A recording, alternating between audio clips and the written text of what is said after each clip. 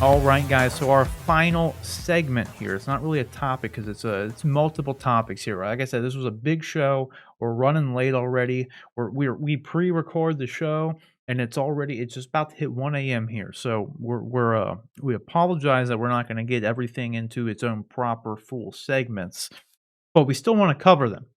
So we're gonna kind of speed through these kind of you know what do they call it, like rapid fire kind of way, like Yep. the we're just going to do a rapid fire segment. That's pretty much what it's going to be. So the first one here, sticking with Netflix here, is that a Pokemon live action series is in early development for Netflix from the Lucifer showrunner Joe Henderson. So that has me excited in multiple aspects because one, I fucking love Lucifer.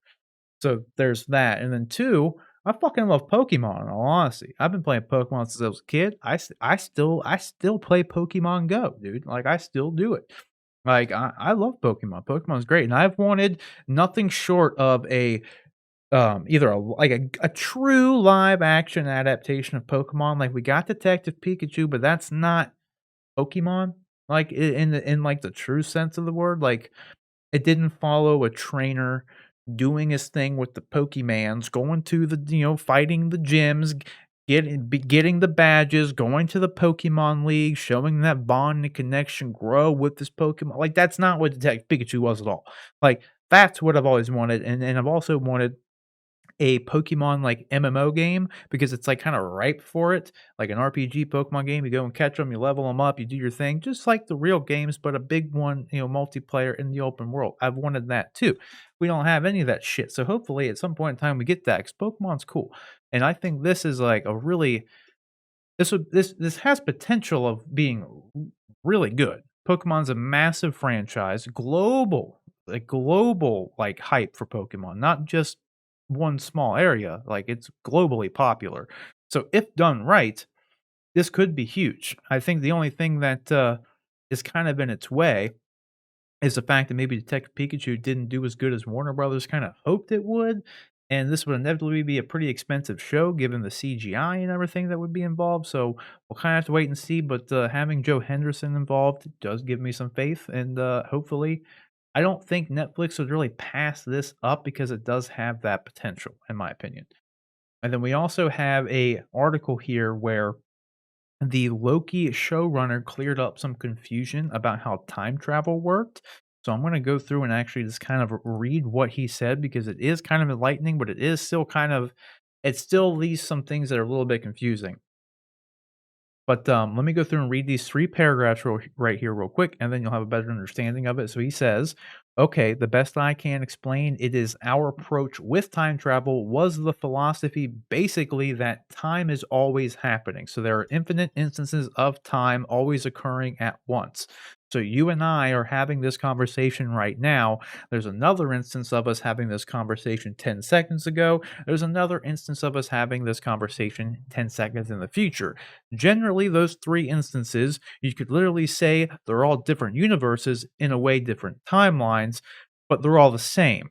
There are minute little fluctuations in each instance of time. So, in you and I's conversation, 5 times out of 10, I pick up and say, hello, and 4 times out of 10, I say, hey, nice to meet you. And then maybe 1 time out of 10, I'd say, hey, man, fuck you. I don't want to do this interview. That would be the variance, by the way. That would be the variance, theoretically speaking.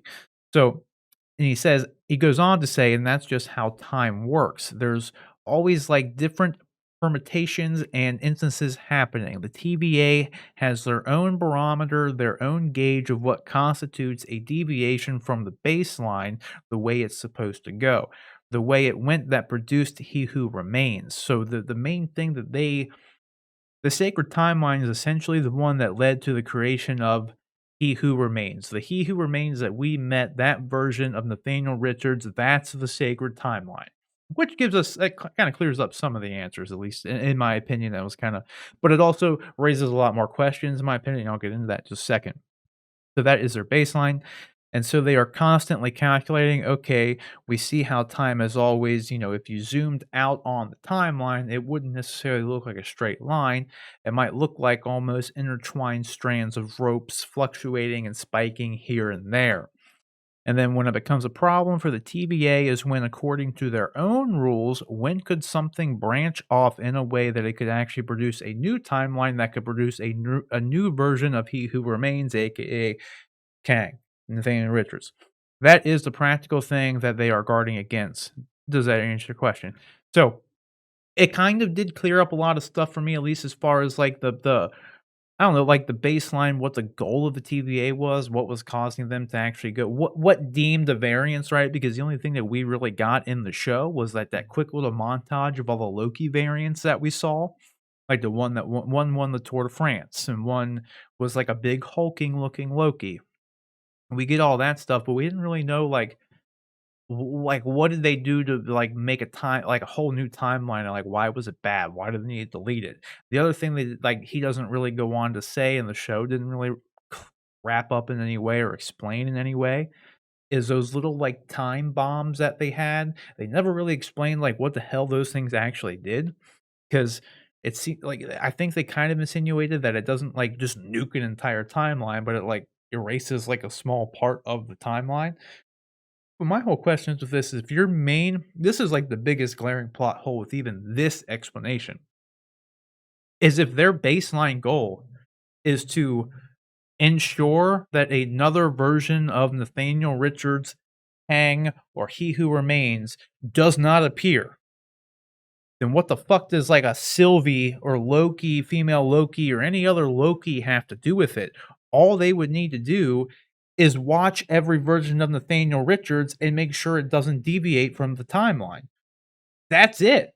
Like whatever Loki does is not going to affect what Nathaniel Richards does. And if it does, you just watch Nathaniel Richards. That's all you would need to do.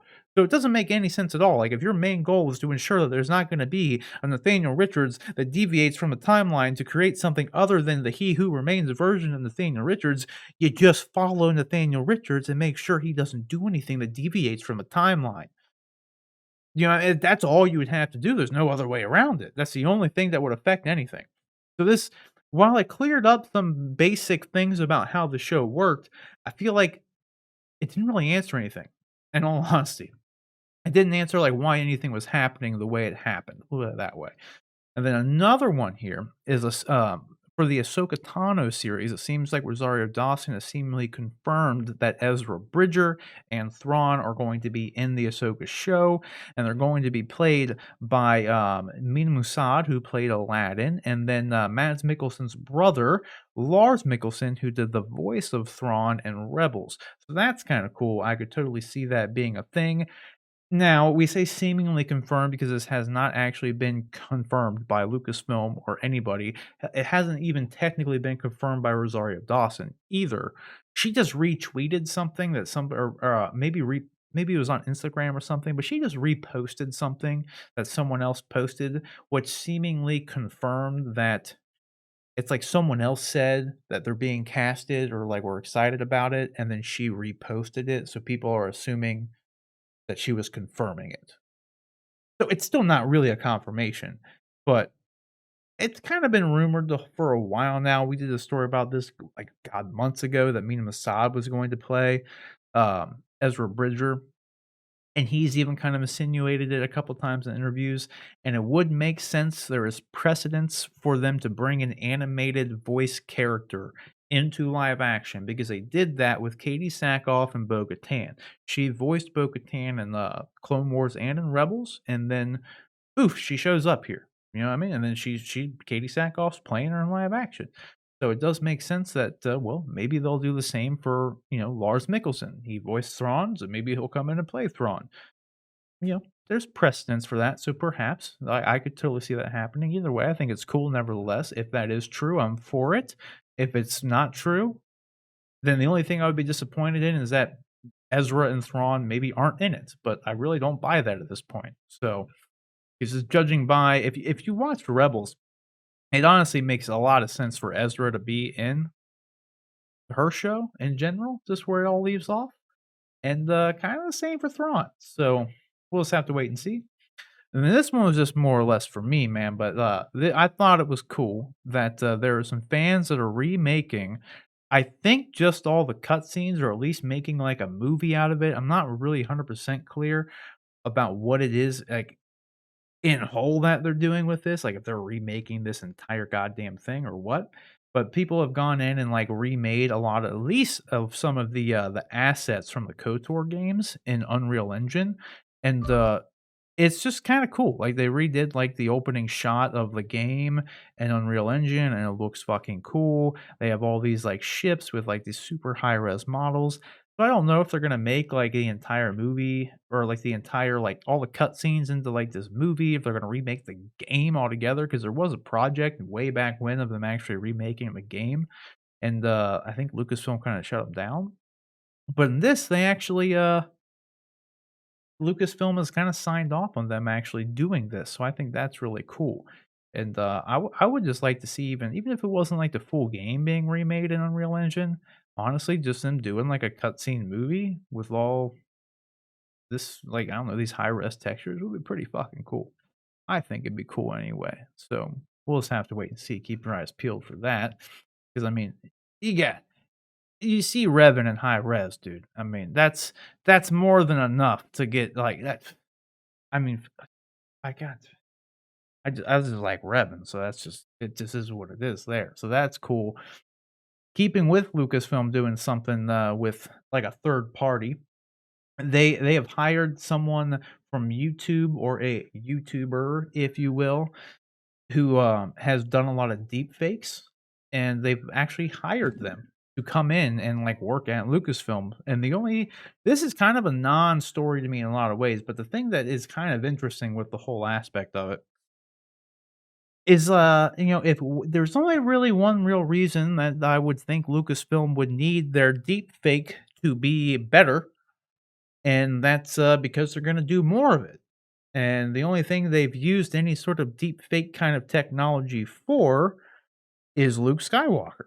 So, based on the fact that they released that poster, that official poster last week of Luke and Grogu's building his lightsaber, I theorized maybe they're releasing that because it's stuff that we're actually not gonna see on screen, so maybe we'll get some of these offshoot things, like in, like, the side, like in books or in this offshoot things that are gonna explain the rest of, Luke and Grogu's story, do it that way, like make a book or something like they normally do to kinda branch some things here and there, and maybe we won't ever see, Luke and Grogu back in, like, a live action Mandalorian environment again. But, if they're hiring someone to come in and do, like, deep fakes and stuff that were doing it better than they were doing before, kinda stands to reason that maybe, we're gonna see some more Luke Skywalker in The Mandalorian or in something else again, so that would be kinda cool. So we'll just have to wait and see on that. Another one here that we really have no idea about what the hell's going on here is there are apparently 9 unannounced Marvel Studios shows in the works for Disney Plus. I don't have a clue what the hell this could be in all honesty. I just found it kind of shocking given everything that's already in production right now that they still have 9 more things that have been unannounced.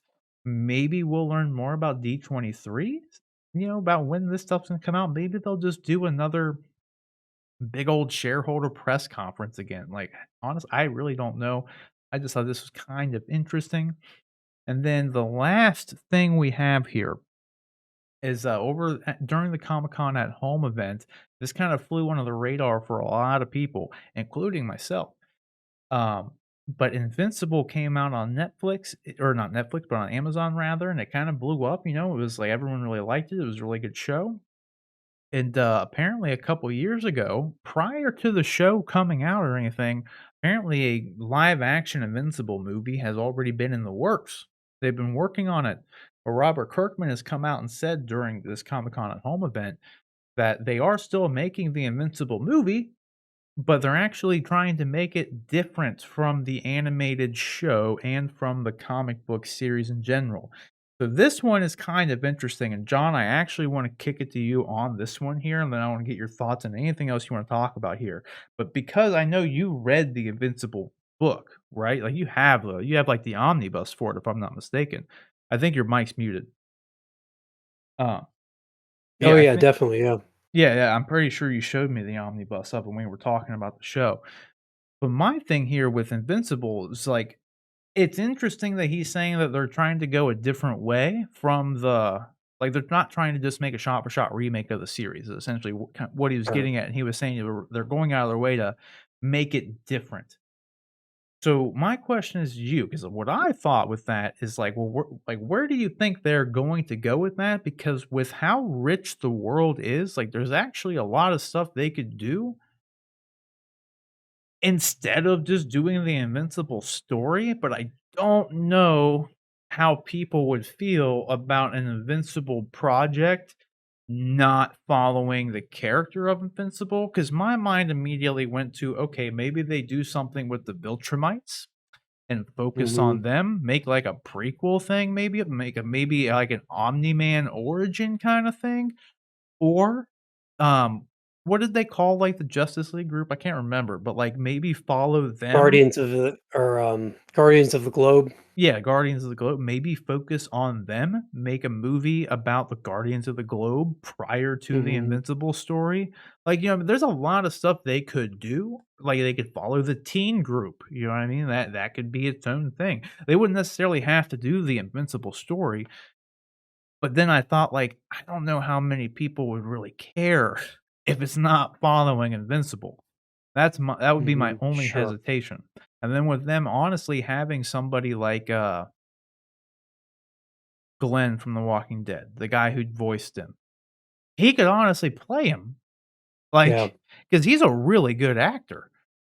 So, I mean, it'd be another kind of thing where it's like, well, if you're gonna make a live action thing, why don't you just get him to come in and actually do it? Like, that'd be pretty Yeah. good. Like, so, like, I don't know. Where what do you think they could do with that? Where do you think Robert Kirkman is going with that? Do you think it's something they would actually do by, like, doing an offshoot thing to, like, do that? Or, like, what are your thoughts here? Then you can talk about anything else that I just rambled through for the last 15 minutes. Um, as far as the Invincible show goes, I would like to see a live action version of it, just because I just think it's a good story. I think it's a good story. I think some of the big beats of the show still need to be there, even if people have seen them on the animated cartoon. It's funny. This is almost going backwards. Sometimes you see animated adaptations of bigger movies, right? I'm trying to think. Well, maybe not. Um, it would be. I would like to see it. Kirkman has a history of doing this, though. If you look at The Walking Dead, even though there wasn't for all intents and purposes, the animated Invincible show has been a pretty faithful adaptation of the comic. The Walking Dead TV show has been an adaptation of the comic, but is differentiated. There's deviated from the path of the comic greatly at times. I mean, the character of Rick Grimes. Spoiler alert for those that haven't read the books. He dies at the end of the series. And so obviously in the TV show, the actor left the series, and so they kind of wrote the actor away, and supposedly they're doing more with like Walking Dead movies and stuff, but the two stories diverged quite a bit. And so I think when he talks about making massive efforts to be different from the animated show, it's probably what he's referencing. They're probably going to do something more along the lines of what they've done with Walking Dead, where you still get a lot of the major beats of the story, but the way you get to them and then their impact on the show play out somewhat differently. And I think that's a good approach, because otherwise you run the risk of people getting bored. You have your core audience that's going to come and watch the show no matter what. And if they've already seen it in the comics, and then they've also already seen it in an animated show, I think you're really pushing your luck that they're going to still be invested into the story as much, just because it's a live action interpretation. So you try and change things up enough for them to give them something new to latch onto, but then you also, keep those things that are inherent about the show that make people love it so much, to rope in the new people that may just want to watch the live action version. So that's why I think they're probably how they're approaching it. Yeah, I could see that. Like I said, I think the world is rich enough for them to kinda do something totally different. Like, they could tell a whole Hmm. like, if they follow the Guardians of the Globe, that's not really what the show was about, but you could have the backdrop of the Invincible story going on. So, it's like Sure. as Invincible's doing his thing, like, you could follow the other teen people, like, the people who are left afterward, like, I don't fucking know. I Like, I wouldn't. no Do idea. you know who? Do you know who this is? This series also supposed to be at Amazon? I think so, and it's a movie as far as I know, and the movie was Okay. greenlit supposedly, like, a couple years ago, like, and that's how long Okay. they've been working on it, so I don't I, know. I'm just curious because Kirkman did spin off, Walking Dead with Fear the Walking Dead, and he also spun off, or there Amazon is spinning off. There's a spin-off of The Boys coming, I think, out at some point. So I could see the Guardians of the Globe being done, or um, I could see it being done, as a spin-off show. I don't know. I think they want to. I think that they would stick with the actual main Invincible story as the main story that launches out of it.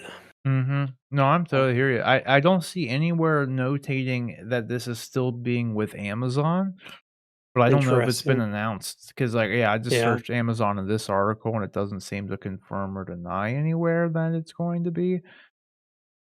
I'm just Yeah. assuming since it was on Amazon, the animated one, that They have A they have the rights to that it, and they Amazon would, bought it, yeah, yeah. Like, I don't yeah. know, though. Could be different. The rights are weird. He could have sold the movie rights to somebody else altogether. Like, And look they at the could just Hulk. Amazon could just be the distributor for the animated show, not the actual rights owner to the show. Yeah, exactly. Because I mean, Evan Goldberg and Seth Rogen, I think they wrote the show, didn't they?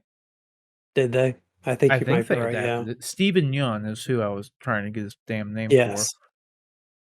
Yeah, massive effort to be made to make, Amazon Prime's animated series, yes, and 4 years ago, it was announced that Seth Rogen and Evan Goldberg would write, direct, and produce an adaptation of Kirkman's comics for the big screen.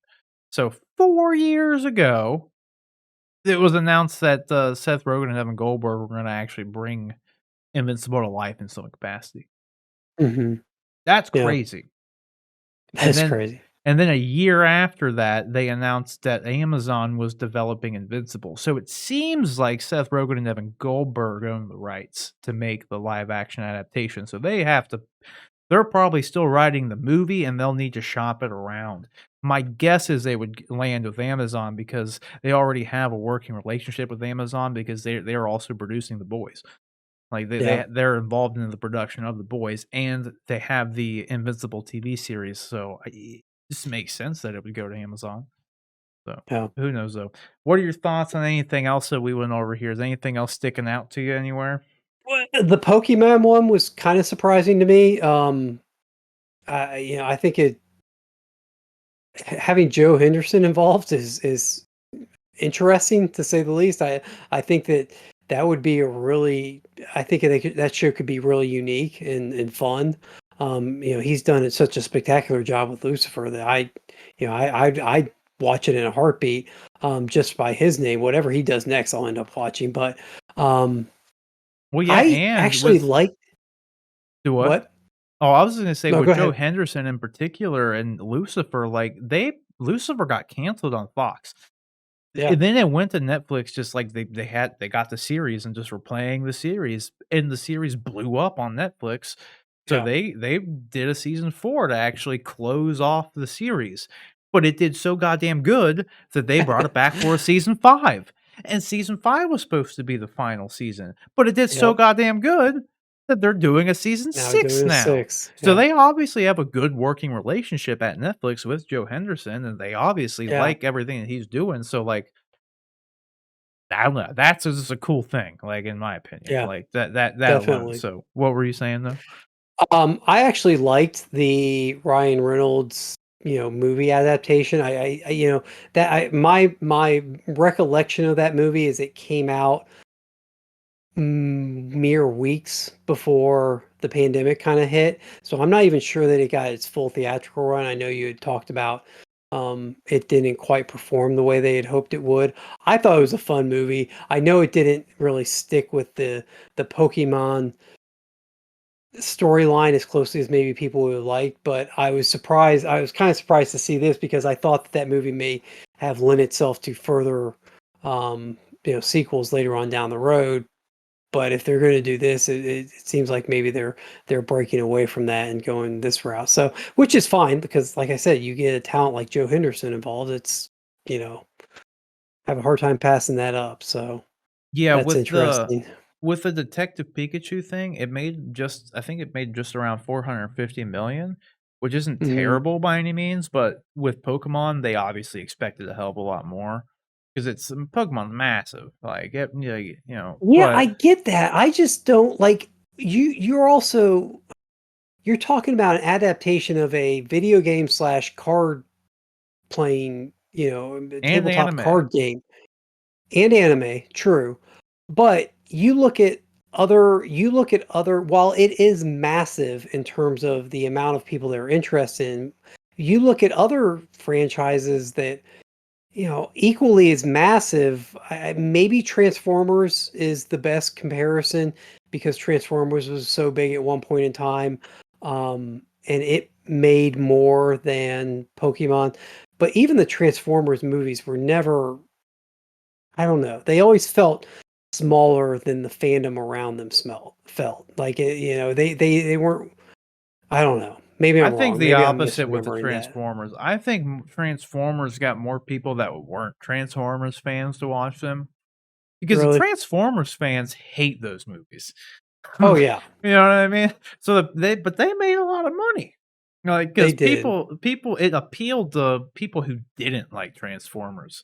With the problem with Detective Pikachu wasn't the fact that it was a bad movie or anything, and not that it didn't resonate with Pokemon fans. I just think it was the Detective Pikachu route. Like, it wasn't because Detective Pikachu is a thing.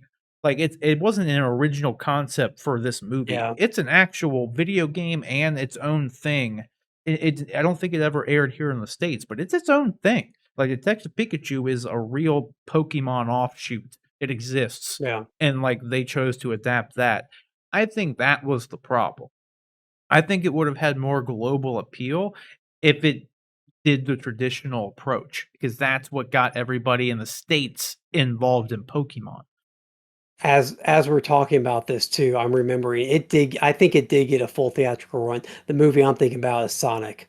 Sonic the Hedgehog movie Which came that out did just pretty before the good too. pandemic. Yeah. Yeah, that came out just before the pandemic. That was the one that hit right before, and I think got a maybe a little abbreviated box Mhm. office run. But Pikachu, I think you're right. I think it did get a full run, and so yeah, it didn't quite perform the way they would have expected. But Yeah, and they're still, making a it's Sonic an too, interesting. Yeah. and Sonic wasn't all Um, that bad. no, no, I didn't think it was bad at all. The other one that you mentioned, of course, that's right in my wheelhouse is the MCU, and I think you said 9 shows in development or at some various forms of Yeah. stages of development. And this is kind of, I mean, it makes me giddy. Like, yeah, that's great to hear. You know, I'd be shocked if there weren't 24 shows actually in development, in development in Kevin Feige's office. They may not actively be, scouting sets and actors and doing test screenings and writing scripts or writing treatments for all of them, but I have a feeling that Kevin Feige has a wide breadth of ideas and possible shows and movies in the works. So 9 unannounced, we've already kind of established that WandaVision isn't going to have a season 2. It's doubtful that they'd have another season of Falcon and Winter Soldier. So it sounds like they're doing this hybrid where they're going to have some of them are going to be limited series where they're self-contained stories that get series treatment, but they end, and that's the end of that series at the end of whenever the last episode airs. But then you're also going to get things like Loki, where they might be ongoing series. So there's going to be some hybrid about what exactly series are on Disney Plus, and obviously, I mean, the shows have performed. In my layman, obviously we don't know what the streaming numbers are because the streaming companies don't announce them, but just take a look at any social media when those shows are out, and it dominates the conversation for a lot of social media talk while they're out. So it's not shocking at all that they're doing 9 more. It'd be shocking if they said that we're still in a wait and see, we're still evaluating the success of our first 3. That would be more shocking, I think, than the fact that they've gone all in on more of them. Are So you worried that as they do more and more and more, though, that the quality will start to drop? Because before, Kevin Feige could be a lot more hands-on with these projects, and anymore, they're doing so much more things, he's not gonna be as hands-on and stuff. Do you think the quality will ever drop? no, not No? as long as he's there. I think that I think he's good enough at juggling. I mean, look at it this way: the quality of the MCU films, I don't think saw any significant drop over the course of a No. 22 episode saga. Now, yes, there was more time in between them, but you can also be argued that movies are a much bigger production. You have to fit a more finite story into a finite amount of time, or more story into a finite amount of time, and there's more to set up for what's going on in between things. So as long as he's there, I think he has a team around him that he trusts, and I think that team, he's expanded it slowly, and they're expanding the show slowly, and so yeah, I think they'll do fine with that. So, as far as that goes, that was all I had to say about. I don't.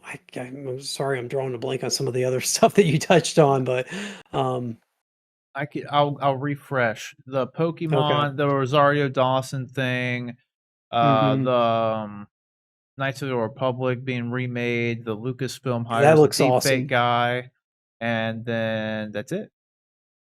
Yeah. Those were the ones. And The, then the the Loki thing, the Loki timeline thing being cleared up by the showrunner. Oh, yeah. and note too, for anyone out there who doesn't know, one, when we were talking about Robert Kirkman, he wrote The Walking Dead as well. He was the creator of Walking Dead. We were talking about The Walking Dead, so if you didn't know, that's who Robert Kirkman did that and Invincible. But then also with the damn, I lost my train of thought. I forget what I was going to say. Oh, Michael Waldron, I think his name is Michael Waldron, the showrunner of Loki, also wrote Doctor Strange: The Multiverse of Madness. That's what I was going to Yeah. say. So, Yeah. and then obviously he's working on season 2 of Loki. But Yeah. yes, that's what I was I going to say. don't. As far as the Loki part goes, I'm not sure that clears up the confusion really. With anything with time travel, it's hard to clear up Yep. confusion because time travel just lends itself to confusion. Um, it's nice of him to come out and try and explain their thought process with it. It makes as much sense as anything else with me. At a certain point, I think with anything time travel, you kind of have to accept that unless they're blatantly breaking the rules that they've established, unless there's some glaring contradiction, there are always going to be little things that make you go, well, wait a minute, how does this exactly work? And you kind of just have to go with it. For what he said, we had talked about this off stream. My interpretation of what he said is kind of a little different than what your interpretation of what he said was. And I think everybody's going to come at this and hear what he says and maybe have their own little take on it, which is kind of fitting when you're talking about a show where everybody has every timeline has their own little take on instances. So Yeah. I don't know if there's some, well, I don't know what the right word is, but there's some sort of karmic like connection there where the thing you're talking about is also kind of representative of the way you understand the thing. So Well, hey, um man, art is subjective. Everybody interprets there you it go. differently. So, There you like, go. my only hiccup with it at all was like the baseline explanation of how time works made total sense in his explanation. Where the holes come in is when he says what the TVA was doing. 'Cause Hmm. he blatantly says the TVA's pretty much guiding star is let's make sure there's not another He Who Remains. Then you should probably focus on Nathaniel Richards, and that's all you need to do. That's it. Yeah. If that's what you need to make sure doesn't happen, is you make sure that there's no variance with Nathaniel Richards. Nothing else matters at that point. Yeah. Like, Well, what Loki's doing doesn't fucking matter. we Like, talked about this before we started tonight because I actually was not clear. I didn't think it cleared up much for me. I was trying to get your thoughts on it. And I understand exactly where you're coming from. Like it feels like they need to focus on that one character. My only thought was like maybe they're taking that butterfly effect, that butterfly, the old adage about a butterfly's wings and flapping in Ohio can create a tsunami in the South Pacific. And like there you don't see the direct correlation between one and the other, but there's some sort of through line, there's some sort of string that connects the wings of the butterfly causes this, which causes this, which causes this, which causes that, which causes this, which then leads to the tsunami. So you may not always see it running through, but it does, and so but that's why that they're would be focused on I things outside of totally it. get that, and I totally because that goes in line with what the whole show was like. Oh, there's a Loki variance. Let's stop that so a whole new timeline doesn't split off. right? That makes sense because then maybe in that new timeline, a new He Who Remains will show up that deviates from what we need to happen, right? Problem is, though, that would be a hell of a lot more work. They're saying that it's easier to focus on everybody else as opposed to isolating every Nathaniel Richards. You know what I mean? Like, they're following every variance of every human being in the entire multiverse because they're seeing this Loki and this Loki caused a timeline to branch here, and it's like, oh, we got to stop that. But like, all they would have to do is follow the Nathaniel Richards of all the timelines and make sure they don't deviate. That's all they Yeah, would need to do. I think you could also extrapolate out. I mean, the one thing about the timeline and the one thing about this use of a multiverse is that there is an infinite number of possibilities. Mhm. So when you talk about the term infinite, it means anything can happen. So even if you eliminate all the Nathaniel Richards and you focus on keeping the prime Nathaniel Richards who turns into He Who Remains, even if all your energy is directed just on that, that doesn't preclude another timeline from branching out where a character that's not Nathaniel Richards discovers the multiverse and leads to a multiversal war and things spiral out of control that way. That's fair. That's a fair So, assessment. and So that I because there's, think that see that way the way you explained it is a little bit better than what I interpreted from him. You know yeah, what I mean? Because he he definitely focused a lot on focused He in Who on, Remains. yes, Like, so yes, that what you said, though, is like, well, maybe it's not just that. Like, we gotta focus on anything that could cause possibly lead, that kind of event to happen. It makes a yes. little bit more sense. So maybe that's what And they're then getting at. Like, we talked about how, like, why does Sylvie get abducted when she's 12? Why don't you just prevent Sylvie from ever existing? Like, if Sylvie's a variant, why wait yeah, until, and I exactly. think, and then my only thought on that was maybe they, because ultimately they are committing genocide on a A universal timeline, scale yeah. by, yeah, so maybe they let things play out as far as they can before they go in and commit these downright atrocious genocidal Yeah, actions of erasing entire timelines. like, you thought Maybe Thanos that's was their bad. small way. Yeah, Like, maybe they that's let their Thanos small way of, happen. Thanos was part of the plan for them. Think sure. about that. Oh yeah. Like, so they didn't think Thanos was wrong. I didn't think he was wrong either, but they didn't think he was wrong. Think Yeah, about that. Like, yeah. but yeah, so, like, that does kinda clear it up a little bit, like, honestly. What he said doesn't clear it up, but as you kinda start to discuss it, you can warp your own mind to make it make sense. Which, honestly, And that's, I like, the yeah, worst writing possible at that point. If you have to make it make sense, then the writers really didn't do a good job for you. But nevertheless, it I does guess make sense. I Like, think with time travel stuff, like oh, yeah, there's for lots sure. of time travel stuff where you kind of have to in your own head take the rules that they give you and then make them work within your own framework of how you Yeah. understand it or think about it. So, There's always gonna be yeah, plot holes for time travel. It just is what it is. You can't yeah, escape it. It is what it yeah. is. Alright, is there anything else you wanna focus on? Are we No, ready to wrap up? I think yeah, I think I've said Alright. my piece on I think most I'm of those. finally getting tired here myself. It's almost 2 it's 1:30 AM It's now, our getting time close. right now. Yeah, it's The skills we're have tipped past we're 130. We're on pushing the it. downside of, yeah. I remember it was about an hour ago, I said, "I think we could get through this in a half hour." Well, it was a little over an hour ago now, so, yeah, Yeah. we'll wrap it up. Where can everybody find you online then, John? Over on Twitter, Instagram, I'm at Nightwing_K. So we'll see you guys over there. All right, you can follow me here at Sir Rob Bifo. Don't forget to like and subscribe, share the video, all that sorts of fun stuff. And then also, you can submit topics and questions for us to address here on the show by emailing us at honestanduneducated@gmail.com. That's honestanduneducated@gmail.com. Every Wednesday, when I have time, obviously, the collectible reviews will go up and they will be making a return, as I do have a lot more that came in that aren't even on display in this last video I have up, which is a little collection preview, but that is up on the channel now, and they will be back. And then every Friday we do the live streams, usually when we have time again, obviously. don't worry, the show always comes out, so as long as you stick around for the show always will the show will go on. Like, I'll get the show out. There's one thing I can make a point to get the show out on Monday. That's about it right now. That's all I can promise. I'll get the show out. Even if I gotta do it myself, I'll get the show out. I mean, you saw, hell, on this last I rambled on for almost a half hour by myself here. I could do the whole show. Like, you just you throw if we talk hot toys, I'll get the show I'll just go ramble on for I don't know if anybody will wanna hear it, but I can get it done. I'll get Oh, it I'm done. sure that they'll still come over and check it Yeah, out. at least 1 or 2 people, I'm sure. So we'll Yeah. see though. But guys, thanks again for watching, and that's it.